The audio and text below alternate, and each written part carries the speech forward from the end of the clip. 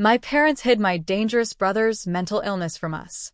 And my mom claimed he was the only one she could trust with our family's darkest secret. Video intro music fades, soft, reflective music begins. Have you ever had a moment where your entire world shatters? Where a single sentence rearranges every memory, every belief, every notion you had about your family? I had that moment in a cold jail visiting room when my own brother, the one who terrorized us for years, casually dropped a truth bomb that made me question if I even knew myself. Music picks up slightly, becomes more intense. My parents, they were masters of secrets, especially when it came to my older brother, Jack. He and I were only 2 years apart, and when I was little, I looked up to him like he was a superhero. But I could never figure out why he never wanted to just hang out. Our mom, she had hyperthyroidism, which made her completely unpredictable. One day she'd be my best friend, taking me to the park, showering me with affection. The next, she'd be barking orders, her eyes wild. I remember once, I had a dust allergy and my eyes were watering. She looked at me and snarled, "If you don't clean this entire apartment, I will give you something worse to cry about." That's burned into my brain. The more she abused me, the more I tried to connect with Jack. I just wanted someone. But eventually I gave up. Then came my 7th birthday. My dad, who was always working, bought me a bike. It was this shiny, beautiful thing, and him teaching me to ride it felt like everything. The next day, full of that pure childhood spark, I asked Jack if he wanted to try it out. His face lit up, and for a second, I thought I'd finally done it, finally found a way to connect. Instead, he grabbed it, ran it straight into a wall. Destroyed. He was fine, but my heart? Broken. He came over, crying, but instead of comforting me, he hit me. "Shut the **CK up so Mom and Dad don't hear," he hissed. That was it. I stopped trying. A year later, my little brother Oscar was born. I swore I'd protect him, give him the childhood I never had. I'd praise him, tell him he was amazing, even when he'd burst into my room at 4, wearing Jack's oversized clothes, putting on fashion shows that were, well, awkward. He had no idea I was lying through my teeth because he was definitely in that looks-clapped 24/7 phase until he was 16.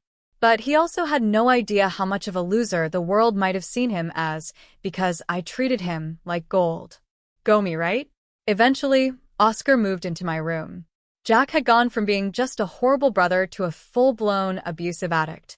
One night, he stumbled in, and the whole apartment reeked of the devil's lettuce. He started screaming through a megaphone, "Hey guys, how are you doing today?" Just garbage. His strategy was simple: keep our parents awake, deprive them of sleep, until they handed over cash for more drugs. It was hell. I always tried to shield Oscar, putting earplugs in his ears, driving him to a friend's house. But it was impossible to escape the constant distress.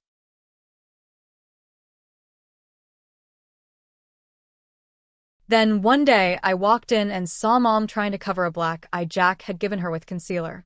That was it. Enough. I waited for Dad, cornered him in the dark hallway.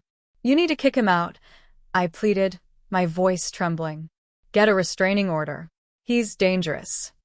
Dad was kind, the kindest of us, but he was passive. The type to apologize to a robber for not having more money. He nodded, but months passed and nothing changed. Then came my escape, my dream college halfway across the country. I remember crying into my teddy bear after Oscar was asleep, heartbroken at the thought of leaving him to deal with our family's BS alone. But a new thought solidified in my mind.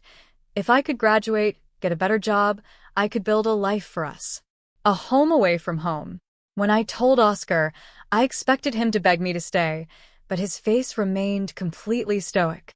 "I'm really happy for you, Hannah," he said, his voice flat. I left a few months later, feeling like I was abandoning my own child. Oscar and I stayed in touch. A few months later, he told me Jack was in rehab, that everything was finally okay, and he was grateful for everything I'd given him. He was even in college now, too. We were both getting away. So, when my friend Melissa mentioned her sister was visiting LA, I told her she could stay at my family's apartment. My parents, for all their flaws, were never unwelcoming. She thanked me profusely, and that was that. Or so I thought. Amber, Melissa's sister, stayed in my old room, the room I'd shared with Oscar. One night, Jack came home after relapsing, fueled by alcohol and drugs. He flung open the bedroom door. And he stole Amber's innocence. I found out 2 days later. Melissa called me hysterical at 3 a.m. I was half asleep, confused, then it hit me like a truck. Amber had been assaulted by Jack in my childhood bedroom. I felt sick. Literally ran to the bathroom and threw up until there was nothing left but bile and horror. This couldn't be happening. Not there. Not to someone I'd promised would be safe. Shaking, I called Oscar. He picked up on the fourth ring, groggy. He confirmed everything. Said he came home from a late study session to find police at the apartment. Jack had been arrested. Amber was at the hospital. My parents were falling apart. I could hear the exhaustion in Oscar's voice, that familiar, defeated tone he developed over years of Jack's chaos. I booked the first flight back to LA, blowing my entire emergency fund. The whole 5-hour flight, I just stared, replaying every interaction I'd ever had with Jack, searching for the moment I should have seen this coming. When I landed, I went straight to the apartment. The familiar streets felt alien, tainted. The place looked the same, but felt completely different. Mom sat at the kitchen table, blankly staring at cold coffee. Dad paced, wearing a path in the carpet I'd played on as a child. Oscar sat in the corner, looking so small, his shoulders hunched. No one even noticed me until my bag hit the floor. Mom burst into tears. Dad froze. Oscar ran to me, hugging me so tight, I couldn't breathe. We stayed like that, the smell of lavender and aftershave now mixed with something sour and wrong. Later, after our parents went to bed, Oscar filled me in. Jack had been in and out of rehab 3 times since I left. The success story, Oscar told me? A lie to keep me from worrying. Our parents had been enabling Jack the whole time, giving him money, letting him stay between stints. Oscar's voice was flat as he described Jack showing up at 2 a.m. with strange friends, high, raiding the fridge, threatening him. I felt so stupid, so naive. I believed everything was getting better when it was actually spiraling. And now, an innocent person was suffering because of it. Because of me. The guilt sat in my chest like a stone. The next morning I met Melissa. I'd never seen her so broken. She couldn't even look me in the eye. What could I say? Sorry my brother assaulted your sister? Sorry I told you our apartment was safe. The words felt inadequate, almost insulting. Melissa finally spoke. Amber was pressing charges. DNA evidence. Open and shut case. Jack was looking at serious prison time. Part of me felt relieved. Another part devastated. This was my brother. The boy who built pillow forts with me. How did we get here? Melissa said Amber didn't want to see anyone connected to our family. I understood. I left a letter anyway, apologizing, offering help. I don't know if she ever read it. The next few days were a blur of police, lawyers, and family fights. My parents insisted Jack needed help, not prison. I couldn't believe them. I screamed at them for the first time in my life. You're part of the problem. I yelled, my voice echoing in the small kitchen. You enabled him for years while I tried to protect Oscar. Mom covered her ears. Dad slammed his fist on the counter. A mug shattering, coffee splashing like blood. Oscar just watched, his face unreadable. When I finally got Oscar alone, I asked why he'd lied about Jack. He just shrugged. You were happy at college. I didn't want to ruin that. My little brother. Protecting me when it should have been the other way around. I broke down. Oscar awkwardly patted my back. He'd learned to shut down his feelings so completely that mine overwhelmed him. I took a leave from school, moved back in temporarily, sleeping on the couch. I couldn't bear to be in my old room. Every night I lay awake, replaying every warning sign I'd ignored. The hitting, the yelling, the manipulation. The time he killed Oscar's hamster and claimed it was an accident. The girlfriends who vanished. I visited him in jail once. The facility was cold, sterile, smelling of despair. He looked smaller, deflated. He started crying, begging me to help him. Said he didn't remember what happened, that he was blackout drunk and high. I just sat there staring, feeling nothing but emptiness. His tears seemed performative. Or maybe I just couldn't let myself believe him anymore. That evening, I found Dad sitting alone in the dark. He looked like he'd aged 10 years. He started talking about Jack as a kid, how bright and funny he was. My father, whom I'd resented for years, suddenly seemed as much a victim as the rest of us. Then Dad admitted something I'd never heard. Jack had been diagnosed with bipolar disorder at 14. My parents hid it, thinking they were protecting us. They tried to get him help, but Jack refused meds, self-medicated, and it spiraled. I was furious. We had a right to know. I yelled. Dad just nodded, tears streaming. We made so many mistakes. The secrets had only made everything worse. The next day Amber called. She wanted to meet. Said she needed to talk to someone who understood Jack. I agreed. She looked hollow, eyes dull, fidgeting constantly. I told her everything, including the bipolar diagnosis. She listened, tracing patterns in her water glass. Then she told me something that chilled me to the bone. Jack had sent her a message through an inmate. If she testified, he'd find her. Her voice shook as she repeated the threats. I called the detective. They promised to look into it, but the damage was done. The fear had taken root in Amber, another violation. When I got back, Mom was packing Jack's things. His lawyer thought it would look better for the judge if Jack had a stable living situation for bail. I lost it. I threw boxes, yelling that he was never setting foot in this apartment again. Mom slapped me. The sound cracked through the room. We both froze. Then she crumpled, sobbing. I found Oscar in our old room, headphones on. We went for a walk, ended up at the park where we'd played as kids. He opened up. Jack had been threatening him for years. Small things, then blackmail. He'd caught Oscar smoking weed once, used it to make him steal money. Threatened to tell our parents about Oscar's boyfriend. I was stunned. Why didn't you tell me? Oscar said he was ashamed. Thought I'd be disappointed. I hugged him tight. Promised I'd never be disappointed in him. We made a pact right there. No more secrets. The day before Jack's hearing, his lawyer called. Plea deal, 5 years instead of 15. Jack was refusing, claiming innocence. My parents begged me to talk to him. I refused. But then I thought of Oscar. Of Amber. So for them I agreed. In jail, Jack was twitchy, angry. When I mentioned the plea deal, he exploded, yelling that I was betraying him. His spittle hit the glass. When he ran out of steam, I leaned in. I know about the threats to Amber. His face instantly shifted from rage to that cold, calculating look. The manipulator. He denied it, then tried to justify it. I stood up to leave. He grabbed my arm through the partition opening, squeezed so hard I knew it would bruise. A guard pulled him back. As they dragged him away, he screamed, "If I'm going down, I'm taking everyone with me. I have dirt on all of you." His eyes were wild, feral. I left shaking, immediately called Oscar to warn him. This was desperation. Desperate people do desperate things. That night, someone broke into Melissa's hotel room. Nothing was taken, but Amber's clothes were shredded. The police called it a random break-in. We knew better. Jack had connections. The security cameras mysteriously malfunctioned. I insisted Melissa and Amber stay with my friend Tara.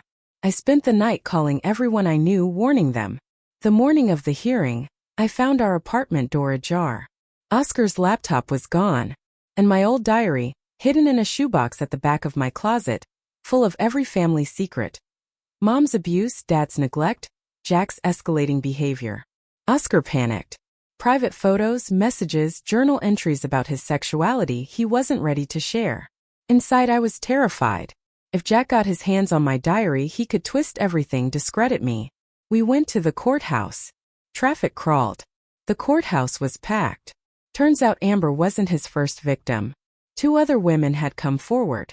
Jack smirked when he saw us. This wasn't my brother anymore. I grabbed Oscar's hand, needing an anchor. The hearing was brief. Jack changed his plea to guilty at the last minute. Sentencing in a month. As they let him out, he looked back and mouthed something. Oscar squeezed my hand hard. Outside, one of Jack's friends handed me a note.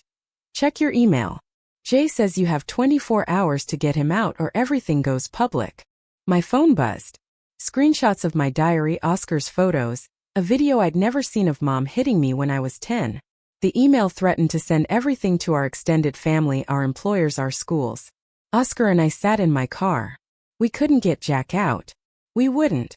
But the thought of our private pain being exposed made me physically ill. I went to the prosecutor, showed her the email. She was sympathetic but firm. Witness intimidation. It would only make things worse for Jack. Advised us to ignore it. Easy for her to say. When we got home, my parents were waiting. Someone had already sent them the video of Mom hitting me. Dad was white. Mom was hysterical, alternating between apologies and blaming me for saving the video. I tried to explain Jack had been recording us for years. The living room felt like a pressure cooker. That night, Oscar and I made a decision. We wouldn't be blackmailed. We would control our own narrative. We called our closest friends, told them everything. The abuse, the dysfunction, Jack's crimes. We posted social media statements, acknowledging our troubled home, breaking the cycle of abuse. My hands shook, but with each word I felt lighter. It was terrifying, exposing our darkest secrets, but also weirdly freeing. No more pretending. No more covering for our parents. No more protecting Jack. The next day, the promised expose dropped. Jack's friends created a website, but it fell flat. We'd already told our truth. The people who mattered knew. Strangers on the internet? Who cared? The prosecutor added witness intimidation and blackmail to Jack's charges. His sentence would be harsher. My parents were furious. Said we destroyed the family by airing our dirty laundry. I reminded them Jack was the one who collected and distributed the evidence. He assaulted 3 women. He terrorized us. Dad just walked out. Mom threw a glass against the wall, shards catching the light. She moved out that night. Dad became a ghost. Oscar and I didn't care. We had each other. And for the first time we had the truth. A week later, Amber called. She'd seen our posts. Thanked us for standing up to Jack. We met for coffee. This time she seemed stronger. Still traumatized but determined. Her hands were steady. I decided to take a semester off, stay in LA until Jack's sentencing. Make sure Oscar was okay. As I was packing, I found a small worn notebook behind the radiator in my old room. Jack's journal from when he was 13. I sat on my bed and read it. It was heartbreaking. He wrote about hearing voices, his brain on fire, being scared, drinking to quiet the noise. His handwriting shifted from neat to frantic scribbles. One entry hit hardest. He broke my bike because he was jealous. Dad never taught him to ride. He wanted me to hurt like he was hurting. I cried for the little boy. For the brother I never knew. For the man he became. I showed the journal to Dad. He broke down. Said they tried everything but the mental health system was a maze. Spent thousands. Brief hopes. Crushing disappointments. He confessed their fear. When Jack was 17, he tried to kill himself with pills. They found him just in time. The doctors blamed them for not getting proper treatment sooner. After that, they couldn't be strict. They were terrified he'd try again.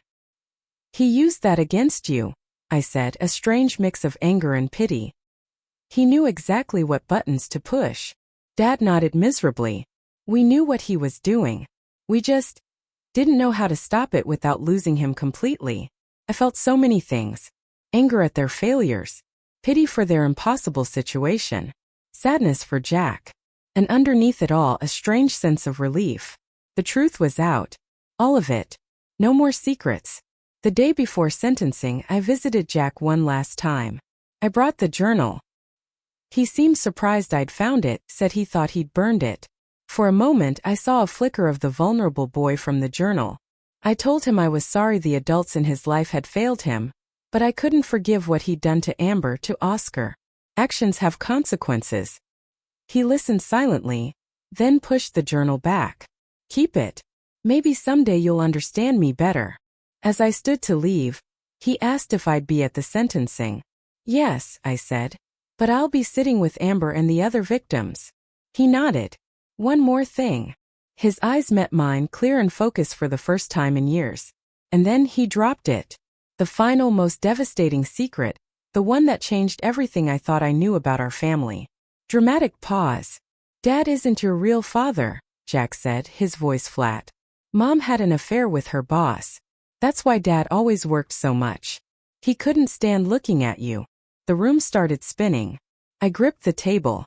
"You're lying," I choked out, but even as I said it, memories flooded in. Dad's emotional distance. The weird sadness in his eyes sometimes. How much closer he seemed to Jack and Oscar. Jack just shrugged. "Ask Mom if you don't believe me. She told me when I was 15. Said I needed to protect the family secret, because I was the only one she could trust." He laughed, a hollow sound. "Funny, right? Trusting me with anything." I left without another word. My legs felt like water. I sat in my car for almost an hour staring, trying to process. Was it true? Or one last attempt to hurt me? I called Oscar. Met him at a diner. He looked worried. I told him.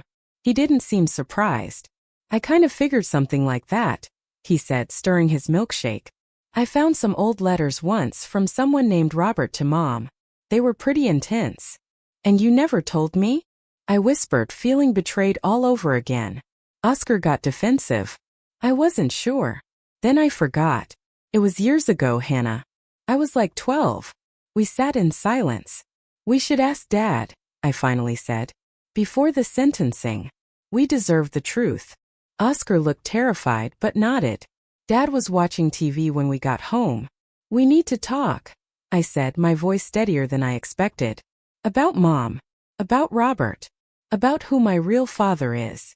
Dad's face went white. He fumbled for the remote, turned off the TV. For a second I thought he'd deny it. Instead he sighed, shrinking into the couch. "Jack told you. It wasn't a question." I nodded.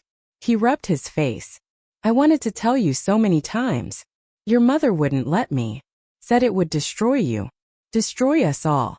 "So it's true." My voice cracked. Dad nodded. "Robert was her boss. The affair lasted 6 months. When she got pregnant, she ended it. Told me everything. I decided to stay. To raise you as my own. But you didn't." Anger surged. "You were barely there. You let Mom treat me like garbage." "I know," Dad whispered. "I thought I could do it. But every time I looked at you, I saw him. I saw her betrayal. I'm so sorry, Hannah. I failed you completely." I wanted to scream to make him feel my pain. But looking at him, this broken old man, I just felt empty. "Does Oscar know?" I asked, suddenly worried. "Is he?" "Oscar is mine," Dad said quickly. "Biologically. By the time he came along, your mother and I had worked through some things." Oscar sat silently, unreadable. I reached for his hand. He squeezed mine hard. "What about Jack?" I asked. "Is he yours?" Dad nodded. "Jack is mine. But he had problems from the beginning.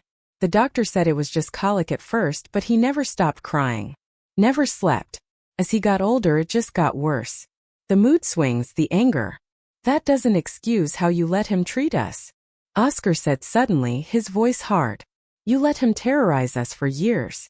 Dad started crying then, actually sobbing. I'd never seen him cry. "I know," he kept saying between sobs. "I know." We left him there on the couch, went to my old room. Sat on the floor, backs against the bed, just like we used to as kids when things got too intense. "What do we do now?" Oscar asked, sounding so young. "I don't know," I admitted. "Go to the sentencing. Try to process all this. Keep moving forward." We stayed like that for hours. Oscar fell asleep with his head on my shoulder. I moved him to the bed, covered him, then went to the kitchen for water. Dad was still on the couch. "There's something else," he said quietly. "About Jack. About why your mother and I were so protective." I sat down, bracing myself. "When Jack was 17, he tried to kill himself. Pills. We found him just in time. The doctors said. They said it was our fault for not getting him proper treatment sooner. After that, we couldn't bear to be strict. We were so afraid he'd try again. I thought about all the times Jack had manipulated them." "He used that against you," I said. "He knew exactly what buttons to push." Dad nodded miserably. "We knew what he was doing. We just didn't know how to stop it without losing him completely." I felt a confusing mix. Anger at my parents. Pity for their impossible situation. Sadness for Jack and his demons. And underneath it all, relief. The truth was finally out. All of it. "I'm going to bed," I said, exhausted. We have court in the morning. Hannah, Dad called as I left.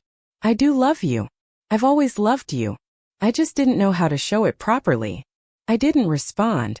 Couldn't. Just went back to my room, curled up on the floor next to Oscar, listening to his steady breathing until I fell asleep. The courthouse was packed the next morning. More victims.